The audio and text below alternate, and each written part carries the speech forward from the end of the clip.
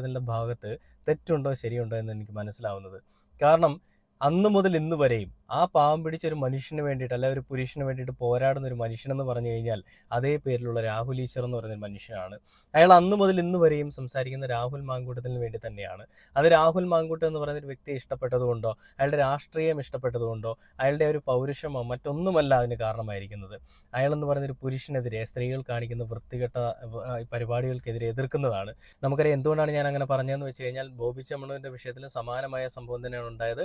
ഈ പറയുന്ന വിജയ് ബാബുവിൻ്റെ വിഷയത്തിലും രാഹുൽ ഈശ്വർ സമാനമായ ഒരു തീരുമാനം തന്നെയാണ് എടുത്തത്. അപ്പോൾ രാഹുൽ ഈശ്വർ ഈ പറയുന്ന ഒരു പാർട്ടിയെ അംഗീകരിച്ചുകൊണ്ട് നിൽക്കുന്ന ഒരു അടിമയാണെന്നൊന്നും ഞാൻ വിശ്വസിക്കുന്നില്ല. അപ്പോൾ നല്ലത് കണ്ടു കഴിഞ്ഞാൽ നല്ലതെന്നും മോശം കണ്ടാൽ മോശമാണെന്നും പറയുന്ന ആണൊരുത്തൻ തന്നെയാണ് രാഹുൽ ഈശ്വർ എന്നുള്ളൊരു കാര്യത്തിൽ സംശയമൊന്നും വേണ്ട.